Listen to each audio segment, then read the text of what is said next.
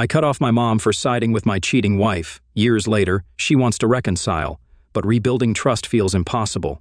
So last night, my wife of 7 years decided to chill out after dinner. She went to the den and was watching her programs while I flitted between watching the Spurs game, football or soccer, and doing some odds and ends. That I had planned. Next thing I know, she's got the wine out and has had 2 bottles of the stuff.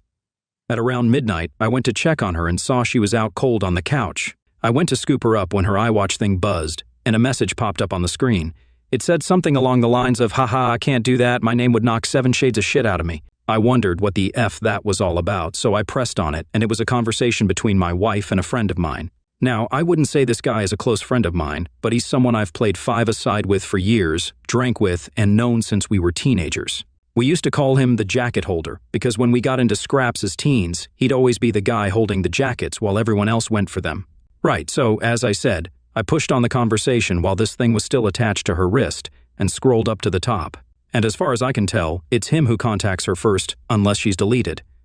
There's lots of flirting and wink-winking going on, but nothing that you could outright say was cheating. Then, I got to last night, and when she's drunk, she starts openly begging him for sex. I couldn't believe my effing eyes!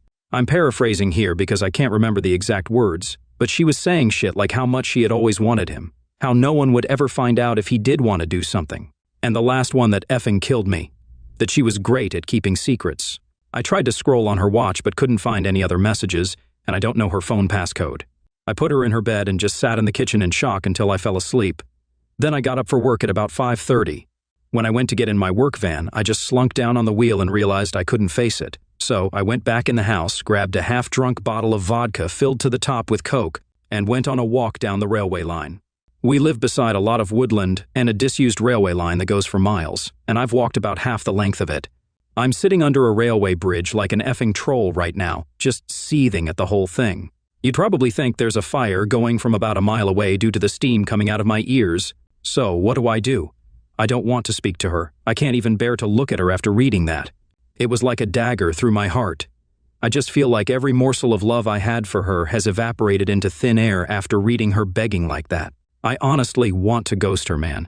If I could, I would never speak to her again. The whole idea that I'm great at keeping secrets was the thing that really got me thinking. Like, who even are you? It reeks. But it's a case of how far down the rabbit hole do I want to go? I don't care. If I'm being honest, I'm just done. I've never felt so betrayed and disgusted in all my life. The thing is, I've invested so much in her, not just as a partner, but as a person. I loved her so much, and thought her personality, and by extension my personality, reflected that of good people. Realizing she's a backstabbing snake makes me feel like a snake. I feel like a worse person than I was yesterday. The only way I can describe it is for someone you looked up to, took advice and life lessons from, and suddenly found out they were a pedo, a rapist, or just a downright creep. Your entire perception of yourself and who you are would be shattered because you've taken on board what they've said and invested time into a creep. God, I'm rambling nonsense. I apologize. I'm lucky in that our house is owned by my parents who, 6 years ago, moved to a retirement village and we moved in. The house will be bequeathed to me when they die, but I don't, and hopefully I won't, own it for a long time. They couldn't be bothered with the upkeep and all the problems, etc., and wanted to see out their final days in peace. So, when we do divorce, my soon-to-be ex won't be getting her hands on it. So what do I do then? I'm honestly thinking of just not saying a word and throwing her right out. Also, while walking here, it went through my mind to get my mate, who's a locksmith, to quietly change the locks today. I could feed her any old garbage about something from the doors being broken. She won't care what's going on anyway as long as I'm about. Then, after he's done, lock the front door and tell her to come out and look at something out the back. When she comes out, just run back in and lock the door behind me. That sounds childish as F, doesn't it? Seriously though, I don't know what I'm going to do. I'm staring at a bottle right now, and my life feels like it has been ripped apart at the seams. As for that prickly so-called friend of mine, there's no doubt he was up to something here. There's also no doubt I wouldn't have caught wind of this at all, so I'll be seeing him very soon. Never mind holding jackets, he'll be holding his face. Update. Thank you to everyone who reached out to me after my first post. It was really appreciated. So, yesterday, after I had written the post and was in a complete mess, 2 dog walkers came over to check on me, as I was obviously concerned. They listened, and the first thing one of them said to me was, "The worst thing you can do right now is drink. It'll cause carnage." I have to thank her for that because I was on the highway to hell at that point. I threw the vodka away, got in touch with a friend, and he said I could come to his for a while to calm down. He was at work but told me where the spare key was. We live in a small town of around 15,000 people, and he wasn't too far away. So, once I got there, I sat on his couch just trying to calm down. Throughout the morning, I was getting multiple texts and phone calls from my wife asking where I was and what the hell was up, as my work van was still sitting in the driveway and I was nowhere to be seen. I texted her back, telling her that there was a problem with the engine, so I got a lift into work, which she seemed to buy, as she just texted back saying, okay. When my friend got back from work at about 5, I told him everything that had happened and asked him for his opinion. I also told him not to tell anyone about the jacket holder, as that might then get back to my wife, which I didn't want at this point. I would deal with him later. By that, I mean I'll expose what a little rat he is. Knocking the F out of him doesn't help me at all. As of now, aside from the people saying he did nothing wrong, he messaged my wife first. He was being extremely flirty. What the F is he even playing at, messaging my wife for in the first place? He only knows her in passing, from afar. Look, I've got no problem with two adults conversing with each other, but they hardly knew each other, and it was flirty from the start. As far as I could tell, I think they've seen each other well, out and about, and it's gotten flirty since then. So, my friend convinced me to try and keep a low profile and see what I could dig up, but at the same time, speak to a lawyer and get the ball rolling in terms of finding out my options, which I have done today. He took me home about 6, and I was honestly dead on my feet by that point. I think the adrenaline pumping the entire day then suddenly stopping knocks it right out of you, so I was extremely tired when I got home. The second I walked through the door, I knew something was up as my wife was on me right away, asking me all sorts of questions about work. I asked her why does she even care. She said that I'd left my big flask and my lunch bag in the front passenger seat and something's been up today, she could feel it. I was about to lie, but I was just too tired. I couldn't be bothered putting any sort of charade up, so I just said, yeah, there is something up. When I was putting her drunk arse to bed last night, a message came up on her iWatch, which I read, and all the other ones, and that she was a effing disgusting cheat, and that I wanted nothing more to do with her. Her demeanor went from an arms-crossed person in power to a scared little girl within about a second. Good at keeping secrets, a begging that little rat for sex. Yep, read it all. She started sobbing, and I just walked away and upstairs into the shower. When I got out, she was sitting on the top stair crying still, and the excuses started right away. How she was drunk, vulnerable, had never done anything like that before, how he had messaged her first, and it didn't mean anything, she was never going to go through with it. Pretty much everything that everyone on here was saying she would say, like she had the playbook out. The only thing she didn't do was try and blame me. She probably knew I would have thrown her right out the door if she had tried that shit. I told her that I wanted a divorce and to get her out of the house within a month. I also told her that she was moving to the spare room. I've been pretty much ignoring her ever since, just scowling at her and shaking my head when she starts waffling nonsense. I don't want to hear it. She slept in the spare room last night and I haven't spoken to or texted with her at all today. If I'm lucky, maybe she'll be gone when I get back from work, but my luck is not that good, I suppose. On getting her out, though, I was telling my parents what was happening, and my mother was adamant I wasn't throwing her out on the streets. Her and my mother are close, and always have been. We'd have been together for 11 years in December. My mother was saying she made a mistake and that we should sort it out like adults, that we've been through too much together, and that she didn't actually do anything, it was just words. She completely took her side over mine. I couldn't believe it. Could this F me here? Like, do I have no right to ask her to leave if my mother is against it? It's literally going to be my house when my parents pass, and I did nothing wrong, so I'm not leaving. It's probably going to turn into War of the Roses Part 2. I managed to get myself an appointment with a divorce lawyer for next week, so I'll be going to that to discuss my options. Until then, I'm just going to ignore my soon-to-be ex-wife, I guess. I know she's probably not going to admit anything else now. I'll never know if she was a really good liar, or if she was just talking shit to him to get him on side with her for an affair. Anyway, sorry about the delay in the update. I just got the chance to write it now that I'm finishing work. Well, back to the funhouse, I guess. Update Monday. It's now been 20 days since I found out my wife was trying to cheat on me with my friend, and the situation has become hellish. I gave her a month to get out, and she's been sleeping in the spare room, but it's clear now that she doesn't have any intention of going. After she got in the ear of my mother, she doesn't have anywhere to go at any rate, but that's not my problem. I've seen my divorce lawyer multiple times and am now in the process of drawing up a divorce petition and having my wife serve divorce papers. I've also opened my own bank account and taken 50% of the balance from our shared account. The atmosphere around the house has been weird, to say the least. The living room has turned into a no-man's land where no one frequents, as we both spend the majority of our time in our rooms. I've also intentionally been working late a lot so I don't have to interact with her much. I had been completely ignoring her, But after reading about the 180 lady, I started implementing it and have been civil, if a little cold, towards her. I'm so glad I did this, as I was beginning to feel like a monster, refusing to acknowledge her existence. It was not the right way to behave, and I ended up feeling like the one who had wronged her rather than the other way around. The only time I broke from the 180 was when I walked into the bathroom last week and she was sitting on the floor by the bath crying. I helped her up and instinctively gave her a hug, though it was more of a there type hug than one with much love attached to it. The sad thing is that I'm so suspicious of her now that I wouldn't put it past her to be waiting on me coming in so she could put on a performance. The thing is, that probably isn't even true, but this is the sort of shit that's going through my head in this environment. It's just toxic. She's been crowing about how she'll do anything and everything to save this marriage, anything to prove to me that it was just a silly mistake, so I brought up a lie detector test. I don't plan on ever getting one done. I wouldn't even know where to start. I just wanted to gauge her reaction. She was all for it, well, until a few hours later when she came to me, tablet in hand, going on about how inaccurate they are and that anxiety and nervousness can throw up false readings. And with her and her anxiety disorder and all, I just laughed. It wasn't even a normal chuckle either. It started as a bit of a cackle and ended in a childish giggle. It appears she would do everything to save this marriage. Well, everything except take a lie detector test, that is. It doesn't even matter anyway. I meant what I said in my original post. Every morsel of love I had for her dissipated into the atmosphere after I read her say those horrible things. I don't see her as my true love anymore, the person I could tell anything to and would trust with my life. I just see trash that needs to be taken out before it stinks up the place. The jacket holder has been the talk of the town since I exposed him to our friend group a few weeks ago. It's safe to say he has no friends left among us and has been completely ostracized. I tried calling him a few times, but he refused to answer and then blocked my number. F that little rat. I hope it was worth it. I've spoken to my mother multiple times about this, and during a heated argument, I asked her why she was taking my wife's side. Like, was there something she wasn't telling me here? What was she expecting? Do we live like roommates, go on like nothing happened? It's ridiculous. She said she has always seen my wife as the daughter she never had but always wanted. My mother had a stillborn daughter before I was born, and it has haunted her.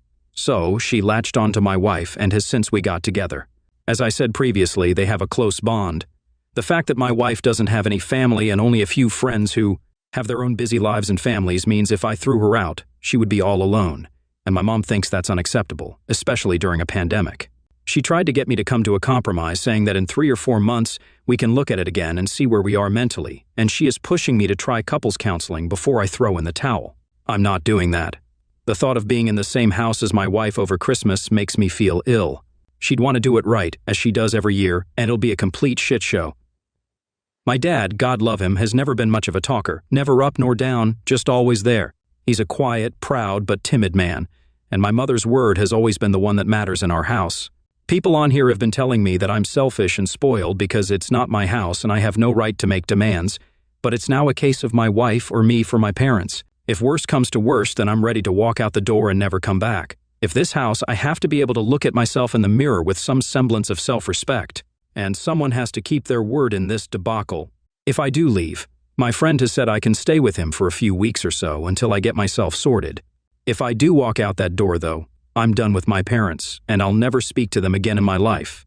They'll probably see it as me giving up on them, me walking away without trying to at least have a go at fixing things first. I see it as them choosing someone who broke my heart over me. Like, what will be the logistics of this one? I'm gone, her staying there herself, my mother and father looking after a backstabber while their flesh and blood go off alone. A little more info on the house. My parents let us move in a year after our wedding. It was an apparent belated wedding gift, although that was just the chatter from them at the time. They were always planning on moving out and moving us in. I've spent tens of thousands on it over the years, but that's neither here nor there. I have fantasies of leaving this all behind, going somewhere new and starting again, but I don't have anywhere else to go. I've lived in this town my entire life. It's all I know. Am I being too harsh here? I'm literally ready to slingshot my parents right out of my life, but I feel so torn. Why am I the one who has to lose everything and everyone? I've tried to be good, and I always thought you make your own luck and that good things happen to good people. Maybe I'm not as good as I think I am. Maybe I deserve all I effing get. Update. Well, since this morning, I no longer call that house home. I saw on the calendar that my wife had a hospital appointment with her ophthalmologist, so knowing she would be gone for a few hours, I took that as an opportunity to get my stuff together and move out, which I have. After getting my things moved and sorted, I just put the house keys on the kitchen table, along with the divorce papers I received from the divorce lawyer last week and was on my way. I've blocked both my wife's and my mother's numbers, and any communication I have with my wife going forward will be done through my lawyer. In terms of my living situation, I'm staying with a friend for a week or two, but hopefully I will be in my own rented place before Christmas. I haven't spoken to my parents in a few weeks. The last time we spoke, it was via text, and I tried to tell my mother in explicit detail the things my wife was saying during her texts to the jacket holder, why it hurt me so much, and why I didn't think it was her first time doing it with the whole "I'm good at keeping secrets" comment, and thus could never trust her again. My mother texted back saying she couldn't speak to me when I was like this, and she would let me cool off. She tried to call me a few days ago, and I just blanked her call, and, as I said a bit further up, since today I have blocked her number. I feel so let down by my parents, and at this point it almost feels worse than the original betrayal from my wife. The way I'm feeling right now, I don't think I'll ever speak to them again. I think in times of strife, you look to your family to be strong for you, to be a rock, and to give you, the wronged one, support. My parents have been weak. They've made me feel like the one in the wrong, like I'm overreacting, and it's me that's ripping this family apart. Well, it's not. I didn't ask them to move mountains for me. I just moved my cheating wife out of the house, and they made their choice. My father also had the chance to put his foot down for once in his life and stand up for me, but he didn't. You make your choices, and you live with them, I guess. Reading some of the comments on here from my previous posts, people have been saying things like, "I threw in the towel so easily, I was looking for a way out, and didn't love my wife because I didn't try hard enough to save things." But that's not true. I loved my wife more than anyone on this earth, and I was broken when I discovered what she was doing. I think we all have boundaries, and once those boundaries have been crossed, things change irrevocably. When I read those horrible texts, something changed inside of me. I fell out of love with her like being snapped out of a spell in the movies. Anything tried after that is just delaying the inevitable. I have to say that I'm interested in the whole dynamic of their relationship now that I'm gone. Like, are my parents going to continue supporting her, knowing that their relationship with their son is over? As for me, I'd love to travel. My wife hated flying, so most of our holidays had been to southern England, the likes of Newquay and Torquay and Cornwall and Devon, so it would be great to travel abroad again. The last time I was abroad was when I was 20 for a friend's holiday in Greece, so 13 years ago.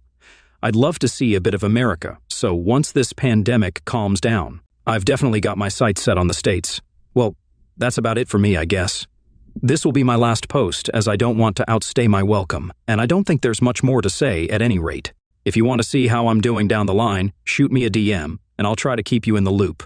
Thanks for reading. Bye. Update. It's been over 7 months since I first posted on Reddit, and I honestly thought that was it for me, as I didn't need any more advice. I had made my decisions and done what I said I would, but I got a phone call this morning that has dragged me back into the mire. I have moved 15 miles away, changed my phone number, and am still in the process of divorcing my wife. She has completely ignored all the requests from my divorce lawyer to cooperate, which has hindered things. We're now in the process of putting in an application for deemed service and trying to have her served officially by the courts. If she continues to ignore me, then I can proceed with the divorce without her input. Well, this morning, while at work, I got a phone call from my friend telling me that my dad was trying to get in touch, as my mother is not well, and that it would be okay if he gave him my number. I said okay, and my dad called to tell me Mom is in the hospital. She's stable, though not great, obviously. I was shocked, as I've not heard my dad's voice for so long. It was also the most emotional I've ever heard him. He told me my mom really wants to see me, so would I meet him at the hospital tonight and go in and see her with him? I said okay, and I've arranged to meet him outside the hospital. I ended up going home from work, as I couldn't concentrate, and I'm climbing the walls here, wondering if I've made the right decision, and if I'm about to get dragged back into this shit show that I walked away from. I've never felt so nervous in my life, and the lack of control I have over the situation has sent my mind spiraling in lots of different directions. I feel like I'm walking into a burning building blindfolded with no idea where the exits are. Why does she want to speak to me now? Has she had a change of heart? Unless she's also had a personality transplant while in there, I find that unlikely. Will my wife be there? I have no interest in ever seeing her again. I'm still angry about what transpired with them and the way they took my cheating wife's side over mine. I've been going back and forth in my head about going at all, but I will go. I was also thinking about seeing if she wanted to speak over the phone instead, but I'm not sure if she would do that or even if she's well enough. I feel like the bad guy here and that I might have caused this by walking away. How would you handle this? Update, so I did end up going to the hospital on Wednesday night. After much toing and froing, I was genuinely about to back out at the last minute as I felt my bottle crashing. But I needed some closure and knew that I wouldn't forgive myself if I didn't go and something happened. When I drove into the hospital parking lot, I had this surreal feeling of paranoia and was half expecting my wife to jump out from behind a bush or something. I met my dad at the entrance, and it was pretty awkward as he tried to hug me, and I said no. I then said, "If my wife is here in any way, shape, or form, then I am about to turn and out the door." He assured me she wasn't, and we made our way to the ward where Mom was. When I saw my mother, I got the fright of my life, as she looked like she had been in the war. I have never seen her look so frail. She's got an extreme black eye, as well as a lot of bruising and purple yellowness down one side of her face. She took a serious fall, broke 2 ribs, shattered her elbow, and banged one side of her head or face on the ground. So, elbow, ribs, then head, in that order, as she went down. She looked zombified, but she perked up when she saw me. She told me how much she'd missed me and that she wasn't sure if she'd ever see me again. I told her if she had really wanted to get a hold of me, she could have done it. We spoke for a bit about what exactly had happened and how she was down for a few hours before my dad found her. Also, she was determined to get back to normal and mend bridges with me. I brought up my wife and said that I had been pushing for a divorce, but she was either ignoring the letters or wasn't getting them. So I asked if she was still in the house. Mom admitted she was, and Dad started to look uncomfortable. I just looked away in disgust. Mom started saying how lost my wife is without me and that she's not in a good way. I knew then that nothing would change. She's not had an epiphany or seen things from a new perspective, she just wants the status quo back. She said that the house is my home and always will be, but I told her I don't want it. It means nothing to me anymore, and all it holds are bad memories. I stayed for under an hour, all in all. When I left, I said if I wanted to get in contact, I would, but don't be waiting over the phone for me to call, as you might be waiting a while. When Dad walked me out, he asked if I would keep in touch with him, and I said I would. Whether that's right or wrong, I don't know, time will tell. When I got home, my emotions were a bit all over the place, from sadness to anger, but I'm glad I went. I couldn't help but think about my wife as well and what she once meant to me. It will never hurt when I think about everything that's happened in the last 6 months. It honestly doesn't feel real. The speed at which everything fell apart was just spellbinding. I know life comes at you fast, especially when you're not paying attention, and I wasn't paying attention. It was just sheer luck that I found out about her trying to cheat on me, a cosmic coincidence, nothing more. I never saw the signs or put everything together. I just saw something on her watch, and it tore my effing life apart. I know now that it wasn't the only time. I know it in my heart. I see what she is and feel no love for her, only contempt. I feel she stole the best years of my life. When I think about all the good times, they're just soured. It feels like someone else's life, not mine. My friend was saying I should see a therapist or something to try and let everything out, or else this will fundamentally change who I am and the way I build relationships going forward. That's something I'm going to do, I think, as I do feel a bit broken inside. The last 6 months have been the worst of my life, but I'd rather they happen than be kept in the dark. I'm just hurt that it happened the way it did. But you can't choose the way someone asks you over, I suppose. You just have to learn from it. I remember reading about loyalty being the most undervalued character trait, and I see that now. It's probably because you don't really know if someone is truly loyal to you until, well, they're not. It's not something you deal with every day, but now more than ever, I know how important a trait it is. Update: firstly, I'm now in the home stretch in terms of divorce for my wife. She has signed the divorce papers and sent them to my divorce lawyer, so all that's left now are the formalities. She sent me a message via my dad where she said she's sorry for not letting me move on, that she thought she could save things, but now she knows she can't, and she has to move on for her own well-being. I thank her for seeing sense. She doesn't want anything in the divorce and said she's going to move out of the house when she can get on her feet, which I'm okay with. In terms of my mother, I haven't spoken to her yet, but my dad said she's doing a lot better after getting out of the hospital and getting some normality back. I don't know how things will pan out with them, but I've said that if the house is going to be mine, then I want them to put it in my name now to give me some security, and then we can start trying to build bridges. We'll see how that goes. My biggest battles ahead are in my head, and I am trying to get over everything that has happened. The brain is a wonderful yet frightening thing. To give you an example, I can still taste the truffles I scoffed then threw up at my grandmother's house when I was like 5. I've never eaten truffles again, but I can still taste those effing things 30 years later when I think about them.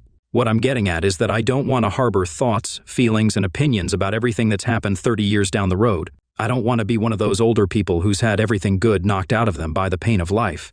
You often hear about those people and how they used to be good, kind, or funny, but somewhere along the line they've had experiences that have forever changed them, turned them into a person they never wanted to be, and all that's left is pain. I don't want to be that person. I have to let this pain go before it consumes me. I have started therapy and spoken to a psychiatrist both over the phone and in person, and it has helped me a lot to speak candidly about everything, if only for a little while. My psychiatrist also said something to me that really struck a chord when I was moaning about how my best years were behind me. She said, "Your best years are the years you've got left." What I think she meant is that the past is gone. It doesn't exist except in your mind, but the here and now do, and you can choose to make the most of it or live in a past that isn't real to anyone but you. It's definitely a phrase I'm going to try and remember when I feel down. I said in one of the previous posts that I wanted to travel, and that is finally happening. My friend has committed to coming with me, and we're booking a flight to New York at the beginning of October for a week. I'm really looking forward to it. I've always wanted to see New York when the leaves change. It reminds me of that movie, You've Got Mail. I want this to be just the beginning of my adventures in terms of travel. I want my later 30 to be littered with memories from escapades I've had abroad. Well, that's the plan anyway. All I know is that for the first time in what seems like a long time, I'm waking up with hope in my heart and walking with a spring in my step. If that's not progress, then I don't know what is. Update. Well, it's now been a year since my first post on Reddit, so I thought it would be fitting to give one last update and end things here. First things first, I'm now officially divorced. It feels like a weight has been lifted, but also a firm end to what was nearly a third of my life. I actually saw my ex-wife for the first time since last December, as I was walking into a shop in the town center about a month ago after visiting a friend. She was opening the door to walk out just as I was walking in. We were both wearing masks, but I noticed it was her right away and we made eye contact. She mumbled something that I couldn't make out. Then we just sort of stared at each other for a few seconds. Then I walked inside. As I was walking around the shop, this feeling of utter sadness just enveloped me, and I had to take a minute to compose myself. It just goes to show, all it takes is one look for you to feel straight back to square one. Do I miss her? No. I miss the person I thought she was, but that person doesn't exist anymore, if she ever did. I don't wish her hurt or hardship, though I really don't. I just refuse to move forward any longer with hatred in my heart. The only person it'll burden in the long run is me. I also found out from a friend's girlfriend that she was sure she saw my ex-wife outside a pub in the city, all over another guy, a couple of years ago. Apparently, she never said anything to me or my friend because she wasn't sure it was her, and she didn't want to meddle. I'm extremely pissed off with her as I could have done with that information years ago. It's hardly conclusive, but I could have confirmed if she was out that night, etc., and it would have saved me a lot of heartache in the long run. Now I know why I've never liked her. One of the reasons we wanted to book a flight to New York work in October, apart from wanting to see NY in autumn, was that the travel ban between the USA and UK was supposed to be lifted in September for fully vaccinated travelers. Unfortunately, that has now been moved back to November 8th, which has put our plans into limbo. My friend also can't get the time off work now until the new year, so if I'm to go, then I'll have to go alone, which is a bit shit since we were both invested in going together. I'm pretty set on going into the new year with him, though. I'll have to think things through more thoroughly. One thing this pandemic has consistently been able to do is throw up curvy balls, so I really can't complain or say I'm surprised. I'll get there, though, by hook or by crook. This is just the start of my journey in that regard. Remember, I'm struggling when it comes to my parents, in that all I feel towards them is complete apathy. I'm just having a difficult time feeling anything, and no matter how hard I try, I don't think that'll change. My dad has tried to rebuild the relationship again, but I just don't care anymore. That might sound harsh, but it's the truth. I said in my last post that I wanted them to put the house in my name, though I haven't followed up on that. I think I was just angry at the time and wanted to assert some dominance at the outset of our conversations, but I really couldn't give a F about that house. I think I would rather live in the house away from Nightmares on Elm Street than there. It wouldn't change anything anyway. It can't turn back time unless it's turned into a time-traveling house since I've gone, or circumvent what they did. It's just the sad consequence of the choices they made. To anyone out there thinking of forgiving a cheater, please don't. I implore you. You're flogging a dead horse. Don't be that person desperately scrambling to put out fires started by your cheater partner while they gleefully reignite them. I feel stronger than ever after everything that's happened, and reading a lot of infidelity support forums in the last year, that you're letting yourself in for a world of hurt if you don't cut your losses. Kind of a relevant story, but at the start of the year, I had a really scary experience when I cut the back of my trouser leg on a metal bin while brushing against it at work. I never realized it had caused a cut until I went home, and when I went to bed at night, I felt kind of weird. I woke up about 2 a.m., and my leg was pulsating. I felt deathly sick, was seeing double, was dizzy, and was alternating between a severe fever and chills. I understood right away it could be sepsis, so I called an ambulance, which they said was going to be 2 hours plus, as it was a Friday night and at the height of COVID, and my thoughts were doing light-speed laps around my head while I was hyperventilating like crazy. Do you know the only thing that calmed me down when I was freaking the F out? I accepted that I was possibly going to die. And then, for some reason, I just didn't feel afraid anymore. I don't know if it was the whole accepting fate state of mind, but when I accepted that it might be over, it took all the permutations out of the equation, and everything became very simple and calm. I've been thinking about it a lot lately, and when I think about cheating or betrayal, I feel very similar. You have to accept that what you had is over. It's long gone. If someone is willing to plunder such depths and stab you in the back so mercilessly for their own gratification, fighting that unwinnable battle is noble in all. But when you're pissing into the wind with lottery odds of success, is it worth it? Is it worth the pain? I don't think so. I understand everyone has their own situations with kids, etc. But some fights are just straight up folly. Accept that it's over and things will quickly become clearer. That's just my view. It's only after we've lost everything that we're free to do anything. Tyler Durden, Fight Club. It's funny, I haven't written about my thoughts and feelings since I was in high school. I work on roofs for a living. This experience, though, has coaxed that side out of me, a side that I had pretty much forgotten existed. If something good has come from this fiasco, it's that I'm not going to bottle things up any longer. It's been cathartic for me to get things out there and see the bigger picture of my situation. Writing things down has helped me more than I ever imagined, so it's something I'm going to continue to do, even if it's just writing to myself in a journal or notepad. I think there are instances in your life, when all is said and done, that you can put a pin in and say things were on a knife edge that day and could have gone either way. I shudder to think what would have happened had I not reached out for help here or seen those dog walkers. I'd likely have been blacked out drunk at death's door in a ditch somewhere, or in jail for firing Darren, also known as Jacket Holder, straight through his effing window frame after going through his house like a tornado. Honestly, though, it frightens me to think about where I'd have ended up if things had gone south. I was not in a good way, and being drunk, embarrassed, and incandescent with rage is a combination that can cause chaos whatever way you cut it. In the end, I'm just happy I made it out the other side without hurting myself or someone else. Most of my posts have been about the ins and outs of what was happening. However, I think the last few have been more about how I feel about what has happened. Betrayal just renders such passionate and invasive thoughts. There's no action on this earth quite like it, being stabbed in the back by people that you love. In so many ways it's unique, and the emotions you feel after it are, by the same token, equally unique. So cheers for hearing me out. I said in my first post after finding out that I felt like a worse person than I was yesterday. Well, after everything that has happened, I feel like a stronger one too. Thank you for reading my story, Jay. I know what I've got to do now. I've got to keep breathing because tomorrow the sun will rise. Who knows what the tide could bring. See, Nolan, Castaway. Thank you for watching the video. If you are interested in listening to these kinds of stories, we've got more in store for you. Simply subscribe to our channel, hit the like button, and share it with your friends.